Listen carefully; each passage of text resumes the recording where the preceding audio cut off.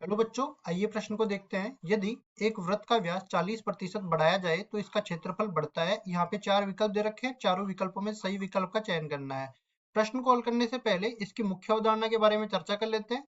मुख्य अवधारणा देखिए, यहाँ पे वृत्त की बात करी गई है, तो वृत्त के बारे में थोड़ी सी जानकारियां हम लोग दे लेते हैं। ये मान लो ये वृत्त दे रखा है, ये केंद्र है और ये अपने पास परिधि तक की जो दूरी होती है इसको बोल देते हैं त्रिज्या। तो यहाँ से हम लोग लिखने वाले हैं वृत्त वृत्त की त्रिज्या ये बराबर है आर के। तो वृत्त का क्षेत्रफल किसके बराबर हो जाएगा?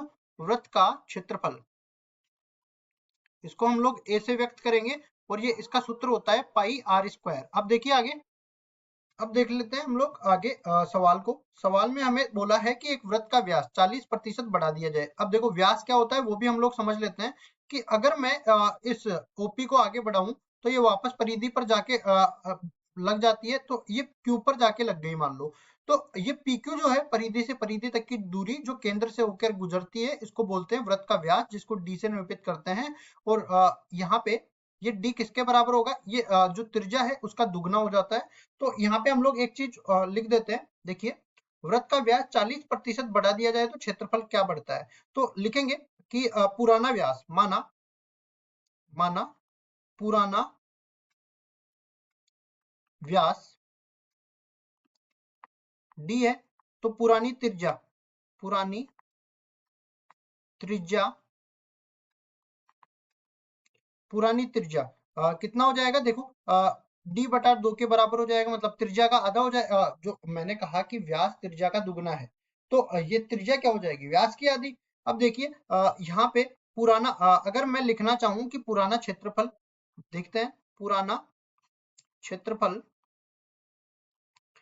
ये हमारे पास बराबर हो जाएगा। देखो पाई गुणा में त्रिज्या का वर्ग, तो डी बटा दो इस पूरे का वर्ग हो जाएगा। कुल मिला के ये पाई डी स्क्वायर बटा में 4 के बराबर हो जाएगा। अब देखो इसी तरह हमारे पास पूरा, अब नई त्रिज्या देख लेते हैं। पहले तो हमने पुरानी त्रिज्या देख ली, पुराना क्षेत्रफल देख लिया। अब नई त्रिज्या हम लोग देखेंगे। और इसमें देखो पुराने व्यास में 40% की वृद्धि हो रही है, तो पुरानी त्रिज्या में भी 40% की वृद्धि होगी। तो यहाँ पे हम लोग कह सकते हैं कि नई त्रिज्या ये किसके बराबर हो जाएगी? देखो डी बटा दो, ये तो पुरानी त्रिज्या है और इसमें 40% की वृद्धि हो रही है, मतलब जितना ये है ना उसके 40%, तो भाग लग जाएगा 100 का भाग लगेगा, 40 से गुणा हो जाएगा। अब इसको आगे हल करते हैं तो ये कुल मिला के अपने पास आ जाता है कितना?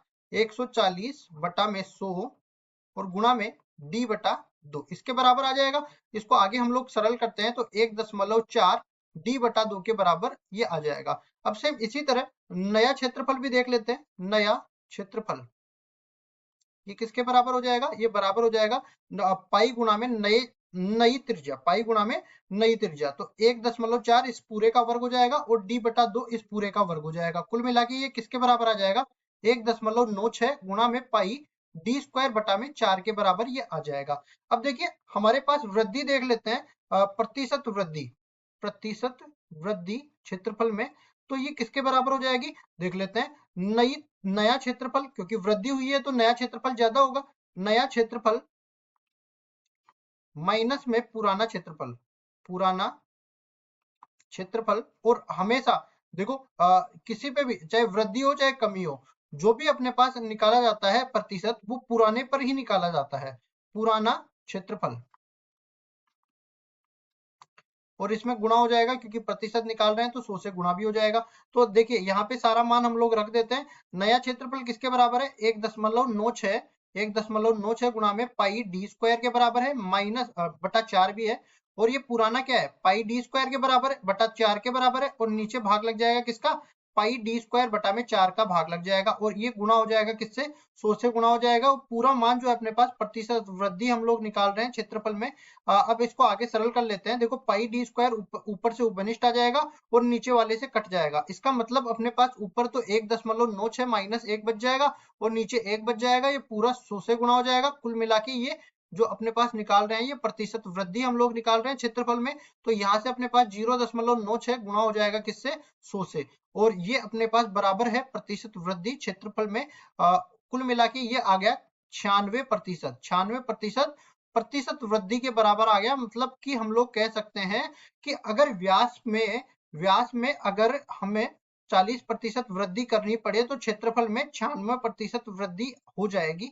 ये केवल वृद्धि हमें निकालनी थी। तो विकल्प देख लेते हैं। ए विकल्प में ऐसा दे रखा है तो ए विकल्प बिल्कुल सही उत्तर हो जाएगा। आशा करता हूँ ये सवाल आपको समझ में आया होगा। धन्यवाद।